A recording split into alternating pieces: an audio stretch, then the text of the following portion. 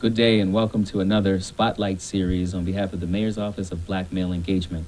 My name is Jack Drummond and I'm the Director of the Office of Black Male Engagement, or OBME as we affectionately like to be called. And today Spotlight will be co-hosted by Octavius Blount, who is the coordinator for the Office of Black Male Engagement. We're very excited for this particular spotlight, and a spotlight is where we highlight the contributions of melanin enriched men around the city in terms of what they do and what they do for this particular demographic. Today, our spotlight is about education, and we're going to have Octavius open it up and introduce our guest. Okay, so Vincent Cobb, among all the things that you do, if you could tell me a little bit about yourself, like what would your friends say about you? I think my friends would definitely say I'm ambitious, right? Passionate about, I'm a mission to give back, serve, uplift Black and Brown communities that have historically been underserved, and really making sure they have voice and agency, especially as it relates to city politics, what's going on in our education system, and their own general well-being and welfare in their communities. Okay. All right. So with that said, that sounds like it's a good lead into what you do. So tell us a little bit about what you do, about the organization that you represent, and some things that are going on here and beyond the city of Philadelphia. Sure. I serve as the CEO of the Fellowship, Black Male Educators for Social Justice, and our work is to bring more positive Black male role models into classrooms as teachers. Nationally, Black men make up 2% of the U.S. teacher workforce. Here in Philadelphia, it's just about 5%. And so that severe underrepresentation has implications on the academic success of our children, namely Black boys and young men in public schools throughout the city. And so there's growing research out there that shows Black boys and young men are 39% more likely to be invested in their education, go to college when they've been impacted by a highly effective Black male educator. And so I was personally impacted by a Black male educator that changed my trajectory when I was in 7th grade. And so I am very inspired by this work, as our mission metric is to add 1,000 Black male educators to Philadelphia public schools by the year 2025. Got it. So you talked a little bit about impact on this particular demographic.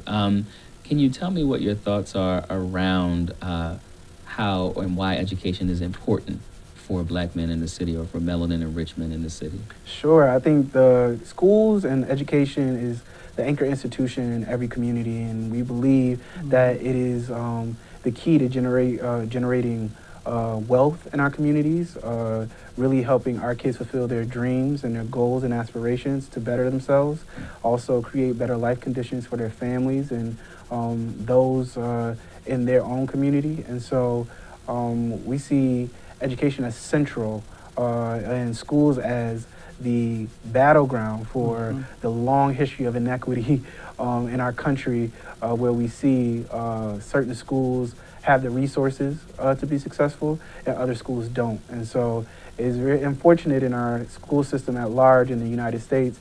It's a have and have not system.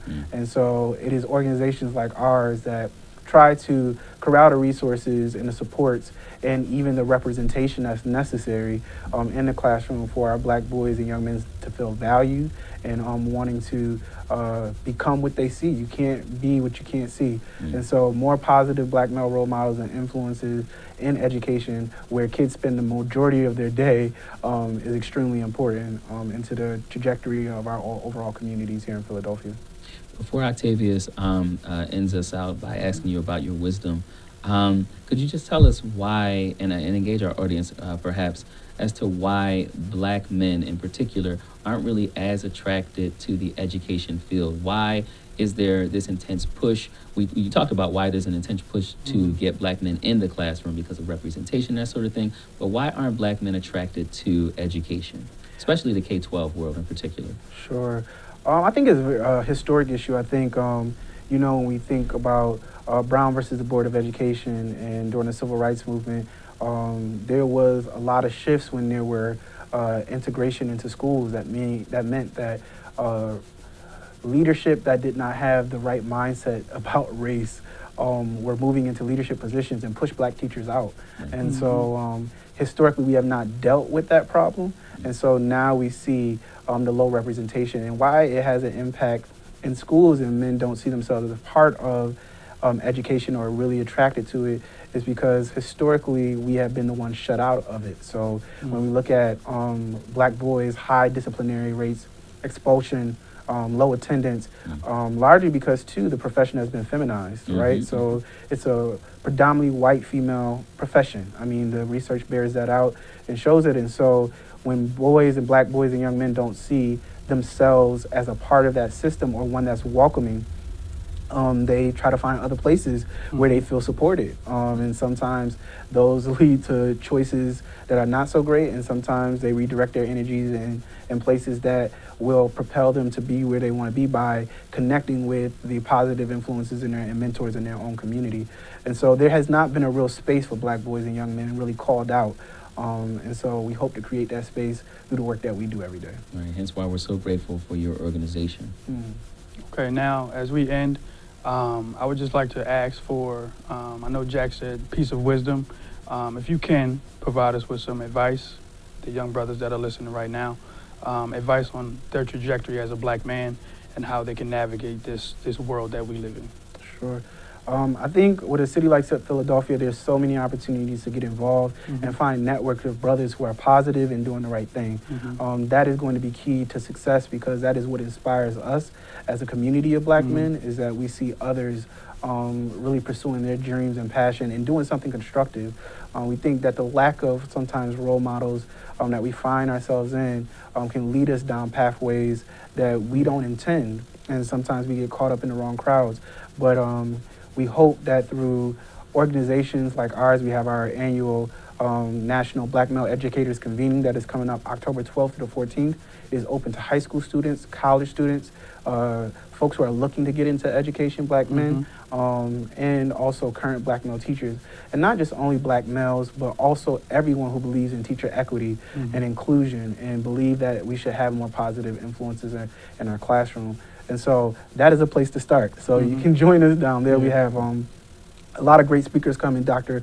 Mark Lamont Hill, Dr. Chris Emden, John King will be returning this year. Talib Kweli, he will be joining us this year. So find your space, because there are a lot of men that are ready and willing to mentor and to help you along your way. So hopefully you can be with us on October 12th to the 14th at the downtown Sheraton Hotel.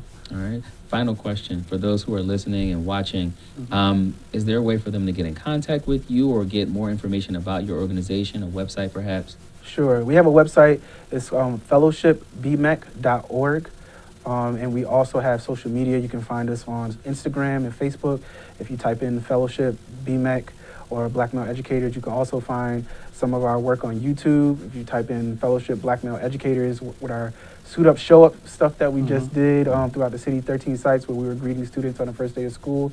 Many men, one charge, to really show a positive representation of other black males. So that's where we are. And yeah, you can all find us again, October 12th to the 14th at downtown Sheraton Hotel. All right, good brother. Well, thank you so much. We really appreciate your time and your effort and just being here and really offering yourself as a resource in your organization.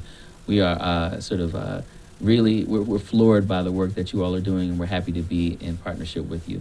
Awesome. Thank you. Thank you so much. Thank you. Yep.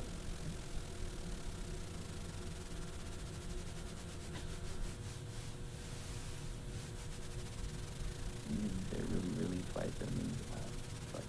But